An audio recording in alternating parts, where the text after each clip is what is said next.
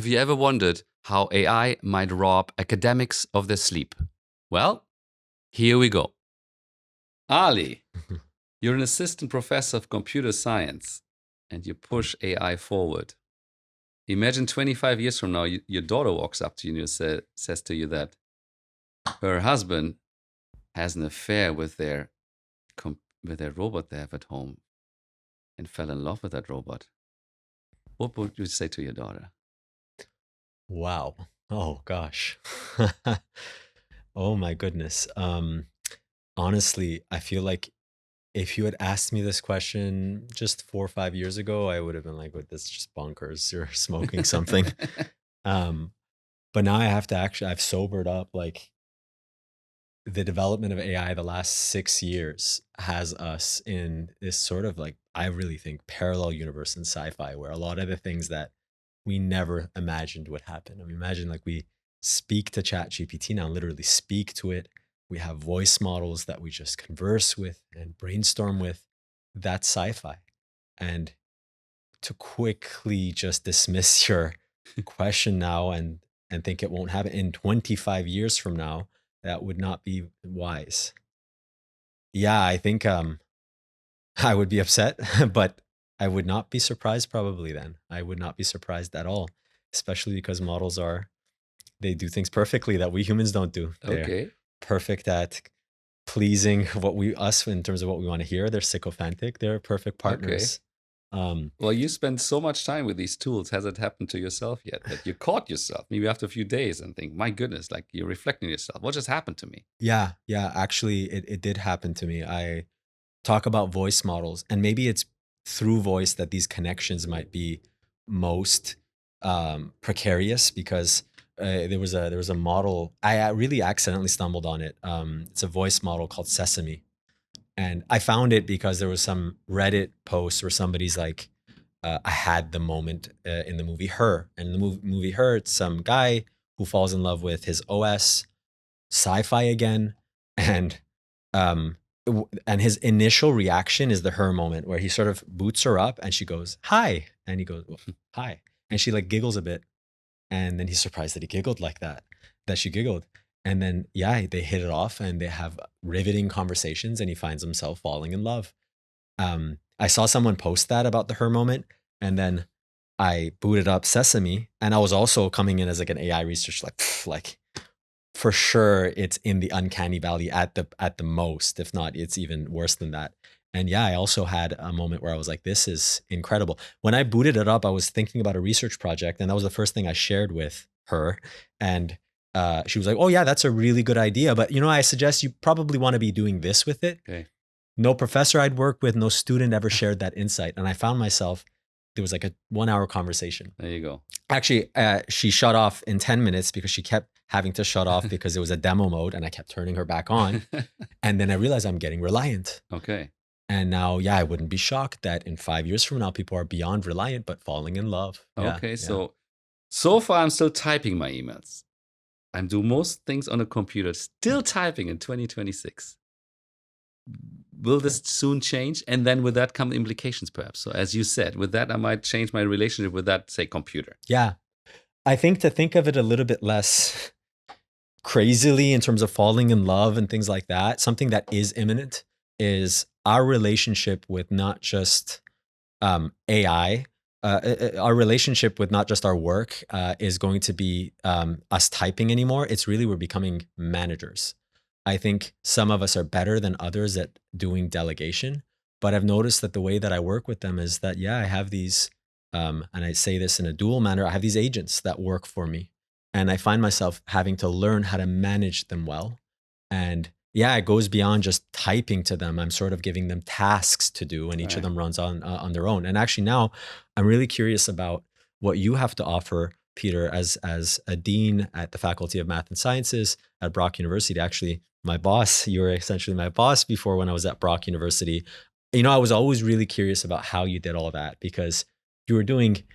By the way, I used to be very intimidated of you, and I never told you this, but the first time I saw you, you gave a really, really nice sort of opening presentation. You were talking about all these like donors you were speaking to on the side, and then you're talking to everybody in the departments. And I remember, and I swear, I remember telling myself, he has to manage so many people. And I'm wondering, you as a manager, with all that AI is doing in terms of replacing people, do you see at least that part, the managerial skills, not Uh, being replaced? How is that affecting you? yeah, I think, okay, Yeah. very good question. Yeah. So interesting you say this. So I think AI is helping me already doing my job, I think. Okay. Yeah. I think in better ways when it comes to writing documents, analyzing documents, etc. Grant applications that I may not write, but colleagues but have to sign off on. There's all kinds of things. So I think the quality of whatever we call it, the product is increasing, I think. Okay. But I'm trying to not simply work more as a manager. I'm simply trying to carve out time for myself to be more creative. So I Ah. still want to be a scientist. I mean, most of us look at managers as not being very creative. I mean, that's the sort of that comes with it, right? It's sort of, rudimentary work or like repetitive work. And so for me, this is my goal anyways. So I use AI in like most of us use, maybe not people like you, but most of us use these days, right? Mm. But I think this is what I'm trying to achieve anyways. Now, one thing I'm concerned about, and I'd like to hear from you. If I use agents soon, how can I make sure they really truly work on my behalf? I still have to sign off. So can this go sideways? Yeah, I actually had a recent conversation with a colleague of mine. I really like what we have going. Basically, both of us are out in the wild experimenting with every developer's agents and models out there, and we report back to each other and we sort of share notes. And she taught me a lot in terms of how to work with agents. In fact, she introduced me, and her name is Dr. Judy Gachoya in radiology. She introduced me to working with, let's say, Claude Code agentically. And she taught me that, yeah, doing really good work with them really boils down to delegation, boils down to awareness that every sort of conversation you have, real world or with them, should be part of this workflow. Like, I'm sharing notes with you right now. I'm like writing notes based on what you're saying.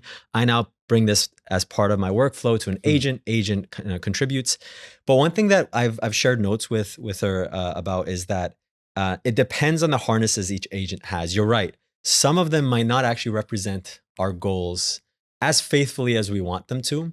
And one thing I just shared with her last night, I just texted her this last night, and we both agreed on this, is that when you're working with a non-agent, and this is traditionally how we see ChatGPT, it's just a text-based, you can say a kind of glorified now version of a large language model because it's a little bit more than that. At least there's this incremental sort of back and forth. It's an iterative back and forth where you really can dictate what you want. Agency is still with you. Okay. You sort of now ship the agency to a model that has to decide if it has to really recognize its own sub goals to get there. Very slowly, you can see a divergence of goals to the point that it's so slow, you might not realize that what you initially intended was not fulfilled in the end. Well, that's a danger. And I think it's a longitudinal one, is that we might not see it coming in the short term, but in the long term, we use this word alignment a lot in the field. It's not so much the model that we're aligning, we're becoming misaligned to the model. Okay. And I worry about that a little bit. And I'm wondering then, from your side, now that you have a lot, let's say, of more time for creativity and thought and sort of like innovative ideas, what is it that keeps you up at night the most? What's a thought that right now you're having that is occupying you? well, definitely as a Mhm. university professor, educator, researcher. If you asked me that 5 years ago, even the answer would have been very different. Mhm. I would have been sure we're teaching our students the right thing they need to do, they need to have in their career, the right skill sets, the knowledge. And in my case, it's physics. Mhm. Okay. I was absolutely certain we're doing that work, and doing it well. I'm not sure anymore. And that's not because we're incompetent as faculty members or instructors at the university. It's just there's so much uncertainty now. So what is the skills that they will have by the time maybe they even graduate? So 4-year university degrees, for instance, now look all of a sudden, because AI is moving so fast, like a long time to finish a degree. Yeah. Like between entering university right now, say Yeah. this year, and then 4 years from now you graduate, let's say, we don't even know what's going to happen. Yeah. And so how do you even provide the right skills in this? Yeah. That's my largest concern, actually. So what do you give as advice practically, given this to students? Well, the best you can do, well, the term typically being thrown around is being AI ready. So what does that mean? Okay, so, and we're not just talking about students in science, mathematics, and engineering, which is my faculty. Yeah. Okay. I think what I'm saying is true for every student. Okay. So they're so young, they need to embrace it to a certain degree. Okay. Yeah. AI. Okay. And it doesn't mean they embrace as much as some others, but they need to be well versed in what AI is, what See. it's built on, some foundational knowledge, how these things work. And it's difficult to understand how they work, including for myself. Hmm. But there is at least a basic knowledge, the constraints of the technology, the ethical use, the tools which are out there, and so forth. So I think there is a basic grounding as a student, if you graduate from university, being aware as much as you can at that point of AI and what it can do for you and what it cannot. So then I need advice from you. How do you teach awareness? How do you do that practically? So I know that there definitely are benefits in teaching fundamental courses, in my case, in computer science courses, and that should be there. But then how do I sprinkle? And maybe sprinkle is just too light of a sort of tendency, or I need to do something deeper than that. But how do I at least bring in awareness in the curriculum? Where, I can give them that AI awareness and readiness such that they're actually equipped to succeed in 4 years from now. Yeah. I think so. Right. I think the last 2 or 3 years, it has been AI at the universities has mostly been discussion around academic integrity. Yeah. The students should not use that to improve their grades unethically, if you like. Yeah. We can only pretend to do that for so long because students use it anyways. Some of the students are more advanced even than some faculty colleagues, right? And so I think we have to come to a point where we, as a university, we need to embrace it, okay, even in our teaching actively. And we have to demonstrate to students how it can improve your learning if you use it right. Okay. And there are good examples for that, okay? But it's not trivial and it requires a lot of work to change a curriculum. But as a instructor, take small steps. It goes a long way, I think, to demonstrate, to expose every student to that, I think, in a meaningful manner. For you as a dean, what's changed for the better and for the worse in these last 5 or 6 years? What surprised you in terms of a pleasant change? And then what's sort of been negative and you're sort of worried about what's happened because of AI? Yeah, of course. I'm really concerned about AI impacting our critical thinking and sort of narrowing the views, streamlining the views of the world, the way we perceive the world. Have you seen that tangibly? Have you seen it happen yet? You may say, if you provide an essay to be written or a problem to be solved, a scientific problem, and then you see student responses, well, I think often you can say many of them were written or with the help, at least, of Gen AI and sort of narrowed. They took the same steps, if you like, in their answering. Right? Wow. So I think that's a problem.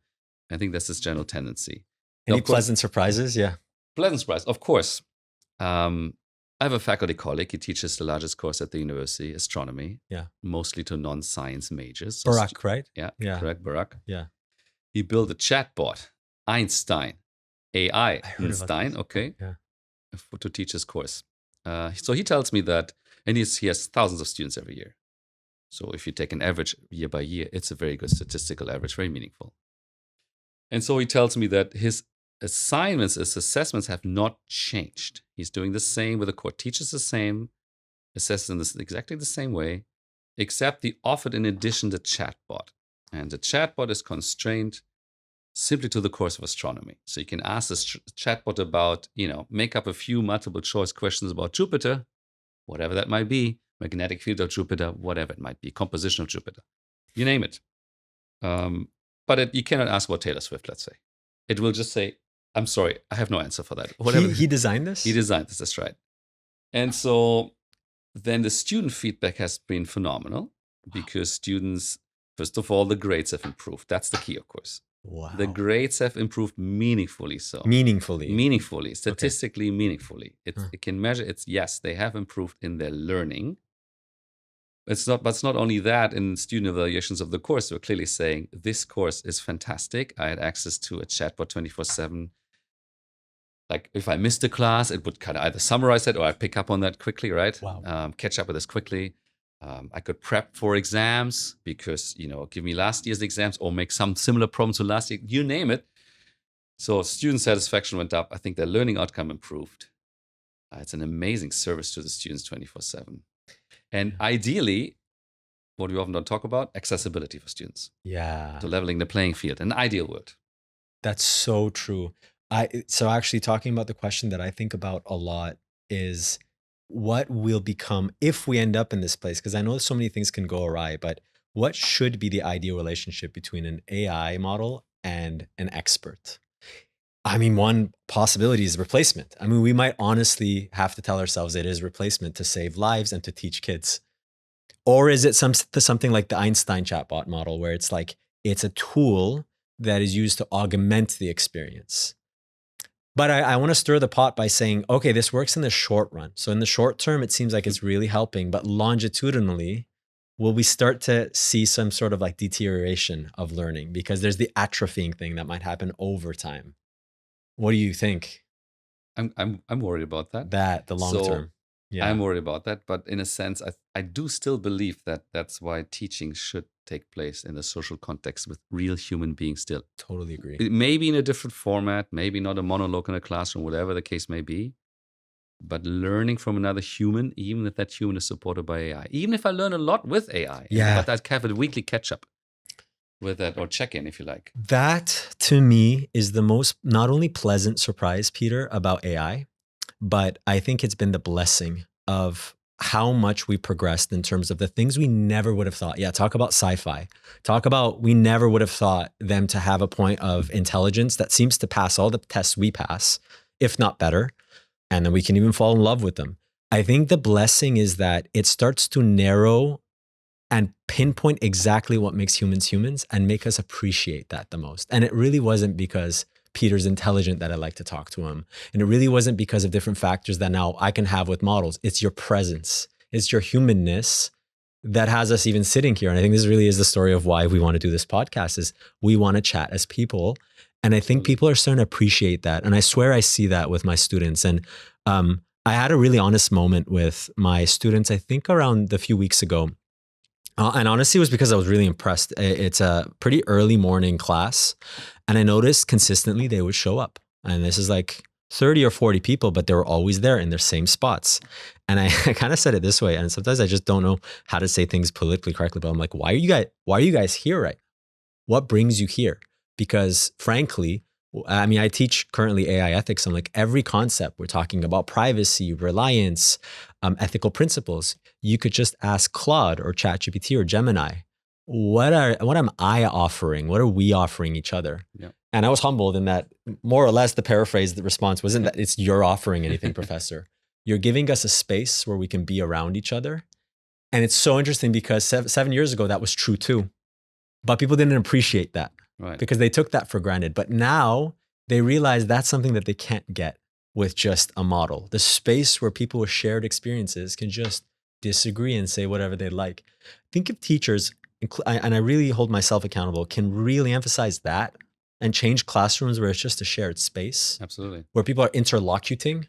That I think should be where education goes. Yeah. And the classroom is 3-dimensional. Yeah. And the computer screen, we might say, is 2-dimensional, okay? Yeah. And so, but the three-dimensional work, there's much to say about that. So, as an instructor, of course, someone like you, there's body language, there's sense of humor, you might perspire, there's all these human traits. Yeah. I do believe that as a human learning from anything, if it's in the presence of another human, that person should be a teacher, let's say. There's a sense of responsibility. You feel there's an accountability here that I must deliver. This person teaches me, I better live up to that. Okay? Yeah. So if I do this with the machine, maybe not so much. Okay, I wouldn't feel embarrassed if you like. If I didn't have the answers, say for ChatGPT to ask me a question or something. You can, and then you can go back in time and edit the conversation. We can't do that with humans. Maybe not. That's yeah. And so, and the other thing that really, when he said what concerns me, he said what keeps me up at night. Okay, when it comes to maybe my profession or when we talk about AI, is mental health actually. Oh yeah. Okay, so I really appreciate my education, my upbringing. Okay, it was always in a social context. If I had to do this just with machines for the most part, I'm not sure I would have done all that well with my mental health, to be honest. It was, in fact, already a struggle as it was. You know, we looked at this as a class in one of the units, and there was a research paper. And, research papers are showing conflicting things, but there's one really recently that was showing that people's self-perception of mental health is at least on a positive trajectory with models. Okay. But what's very scary is what you think is happening to you in terms of your mental health is probably by design exactly the opposite of what might be happening. Well, they think they're getting better. And I think that was a peachy result. I think that was exciting. And we were excited that at least people think that they're feeling less lonely and depressed. But what I worry about is exactly that, the question of longitude, the question of over time, are things going to get better? And okay. yeah, I worry about Okay. that a lot as Okay. well. That, the other thing about podcasts, isn't it so interesting that podcasts picked up in a time where we were most devoid of that human connection Right. during COVID? Correct. And I remember just tuning into podcasts and having it as background sort of sound, just because I wanted to have that feeling like there's multiple people in the room. That's right. And you feel less lonely. And I think that's the problem right here. You're right, is that by trying to fill that void with a model and chatting with it, it's actually digging a deeper hole and we don't realize it. Yeah. Yeah. I'm very critical of apps that supposed to improve your mental health, when I'm thinking maybe some of the mental health issues are caused by using too many apps in the first place. Yeah. So I find it kind of somewhat ironic. I personally don't believe in it so much. I would always first try to seek help with a human with a human. Yeah. Where it gets really complicated is that sometimes it's not that we approach or interact with the model because we directly need help with something related to mental health, but it's, I call it multi-hop. It's because we need help with something that's causing us distress. And then the model helping with that, it's indirectly doing therapy, which maybe is a kind of negative form of therapy. And that's where very soon we'll be talking about that in my class, but AI reliance comes in, where you become over-reliant. So now, and by the way, I don't know if you experienced it, is that tip of the tongue moment where you're writing an email 6 years ago and you couldn't figure out how to finish the email. It was a nice kind of exercise. Correct. You'd think, you'd draft, you'd sort of like work it through. Now I find more and more I'm running out of ways to finish my sentences, and I very quickly go back to a model to ask me for help. So there is an effect here, which is that it definitely in the short term helped me a lot. Oh, the honeymoon phase I would ChatGPT, I'm like, wow, I don't even have to, this is amazing. I felt really happy. It was catharsis. Okay. It's like as if there's nothing I can't do anymore. But over time, I'm finding more and more I can't do many things. Yeah, I see. Yeah. And I wonder then, because you deal with not only way more students than I conversate with, but you're working with different departments. Do you have advice for us not to fall in that kind of trap? Because on the one hand, you say we should be AI ready, work with them, because if we don't, we're sort of going to be behind people who are. Yeah. But on the other hand, it's like you kind of don't want to go too far. What is practical advice for somebody to sort of tread that balance? Yes, including myself. Including myself too. Including myself, I Yeah. would always tell any student, anyone really, like, still live in the physical world. Oh, In many different ways. touch grass, as they say. Touch grass, go for a run, you name it, experience nature. It's very important, I think. And we often probably don't even know why it is important. But I think it's not just mental health, it's cognitive abilities and so on, okay? I think it's very, very important. So I would always say that. And so as an example, for instance, every time I see a science student who also takes a minor in, say, arts, Yeah. I love it. Because it's arguably different, maybe not too So different. There's some true. similarities, but this is a good thing. Take drama, yes, please. Yeah. Etc. So something creative, slightly different, great. I think it's a good thing. So it doesn't have to be only the physical world, but challenge yourself to still do the inconvenient thing, maybe also. And by the way, that's what we're doing. Two academics doing a podcast. Well, that's outside the comfort zone right there for you. That's so true. Okay. And I think, for anybody watching, I think that's really, really meaningful, is that doing as many things that are inconvenient like this, is that like you're literally watching two people academics, it's very inconvenient to be socializing beyond their own academic sphere. But doing that, I hope, is like a signal of sort of like inspiration for ourselves and others, that I think the way to move forward, you're so right, is that before you can stay within your field and you can feel inconvenience and challenge. Right. But now you can't. It's too convenient, the over convenient. So you have to actually do more and more of those sort of like other things that challenge us and make us grow. Because I think growth is that challenge. And I think it's going to be interesting. It's a keep up game where more and more of these different modalities of models kick in, where they'll actually help us compose music now and do that part well. So it's like, which hobby can I have that can actually be challenging anymore? That's right. Yeah. So with the music, I'm somewhat hopeful. If you asked me a year ago, I was very pessimistic about music. That they could create that like just- realistic songs? Just all music being created by AI going forward indefinitely. We'll all be passive consumers.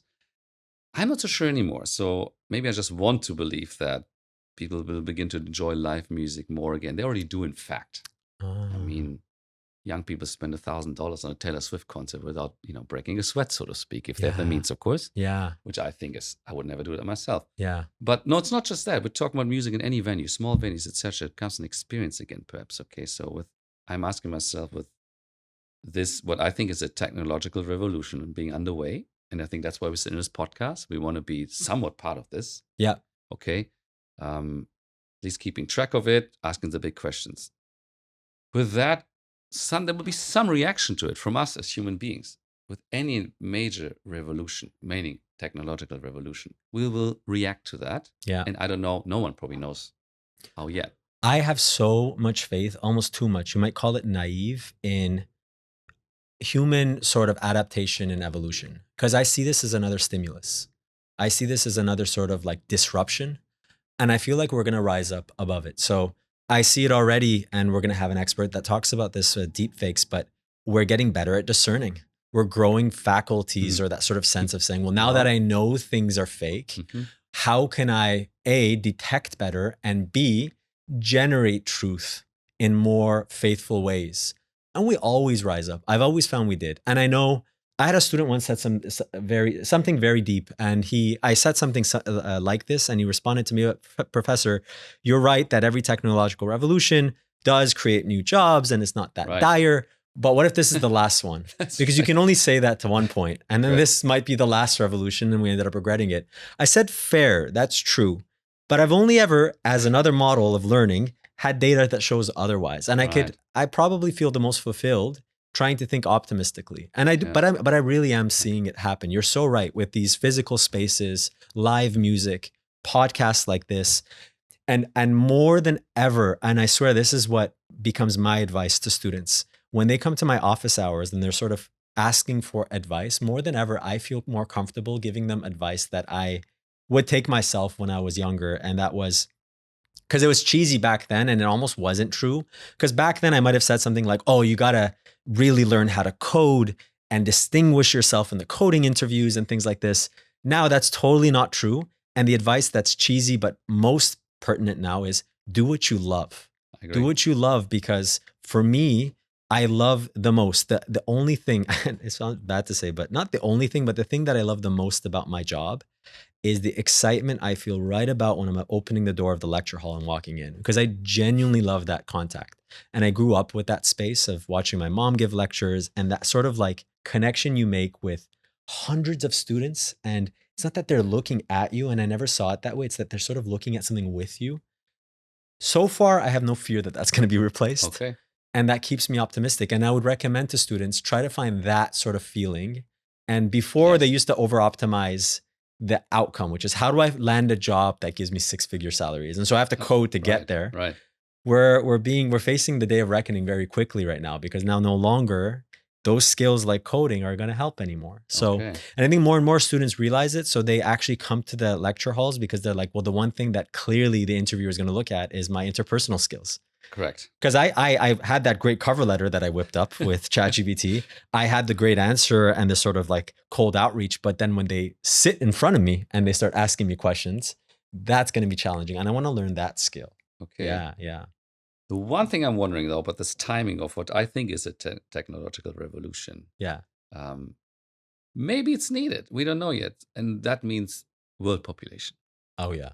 So many countries begin to shrink in size in terms of population, right? Yeah. 2.1 is the number that, you need average number of children that a woman has to give birth to in a country, 2.1 to sustain. There's net immigration, of course, and emigration and so forth. But, if you completely shut the borders, it's a 2.1. Okay. Well, most countries in the world are below this now. In fact, I would argue that the United Nations underestimate how fast these numbers are dropping. There's many factors. Maybe the most important factor is education of women, education level of women. Okay, has increased and so on and so forth. So it's coming down. There are already entire regions in the world where it's shrinking extremely fast. Now, at the same time, the population is aging. So more and more pensioners, who's paying for that? So if you still want to see economic growth, or at least keep it steady, that might not be enough for our economic model, but okay, we have to gain productivity massively. I see. Okay, the ratio young and old, the few people who are going to pay for all these, including maybe, soon enough myself, who knows? It can only happen in this current economic model we're living productivity. in. Productivity. And you see AI playing a role in that. I don't know if maybe it's needed. I do not know, including robots. I do not know, but without it, I'm somewhat pessimistic. With it, if we do it right, I'm cautiously optimistic. I love that. Wow, that was really interesting. Actually, now I'm very curious. And I went to a conference where the researchers in the panel were asked this question, and it's a really sudden question I'm gonna throw at you. So give me your first thought. You're a physicist by trade, also a mathematician. If you go back in time to your undergrad days and you can choose a completely different field, what would that be? Yeah, I mean, unfortunately, there's three. Okay, good. Somehow I knew this. Okay. Okay. Philosophy. Okay. Okay. And and when I was a physics student, I wanted to take philosophy courses as my electives. And I remember the dean of physics was saying to me, no, you can't, face to face. Did you know I did that? And they let me. And it wasn't that fruitful in the end. So it's okay you didn't do it. Now psychology, because in my current job as a dean, I manage people. Psychology. Work with people. You would be so good at that. I would be ways ahead if I had some basic training in psychology. Okay. But last but not least, and he was sitting with the Enigma machine next to us of World War II, history, of course. So there's your answer. How about you? Oh, gosh. Yeah. No, so yeah, philosophy, I did start a minor in it. And no, I was kind of joking that I didn't like it. But I think in taking it, I realized, I was also in physics, by the way. I did a major in physics and computer science. I also think psychology. As you saw, is like, I think the connection with humans is the most interesting and the most fulfilling, more so than ever today. And either that, or I think something wild, like, I don't know, kinesiology or something, which I know Brock has a good program in. So yeah. Okay, let's share one last thought for the listeners that I think could be really interesting and different. Peter, for you, when it comes to AI, what is something that you are currently doing that you think you shouldn't be doing with AI? Great question. I think it's fair to say I can't think of much right now. I think right now it's fair use. I tell you one thing I'm concerned about, actually, very practically though, maybe somewhat boring. Yeah. Privacy. So I feed things into this tool. That's good. And can I actually do this? I don't use the student names, credit card numbers, none of that stuff. But where's the limit here? And every university has its own guidelines, but they're not so clear. Okay? No, I love that. And so once you feed this thing into, and when I'm saying feeding it into it, it's a company that's not my university. Yeah. This data will be owned by someone else. Yeah. Possibly forever. Yeah. So every time I feed something into it, I might done it forever. And not just that, but you're onto something. When you de-anonymize something because you don't want to release private information about it, AI can re-infer. It can actually recreate very easily, just like we can. If you have 3 pieces of information, zip code and age, we can identify somebody's location from it. Or the zip code you can, but you can identify someone's name from it, for example. And so that actually is the same with me. So right now I feel I'm oversharing. Okay. And I don't know that, this trade-off with, I want to get the job done. I know I can do it really well. That's right. But then what can I not divulge so that it doesn't affect performance? Yep. That's also sort of like it's weighing on my conscience. And I don't know what to quite do about it. And I don't know what research has been done about it. But yeah, that's true. Same here. Yeah. Well, it was deep. It was really, really good. And yeah, I hope to have more of these conversations with you, Peter. Yeah. Me too. We're going to talk about technology and humans in this podcast. Exactly. I look forward to that. Lovely. All right. Thank you very much. Pleasure. Great.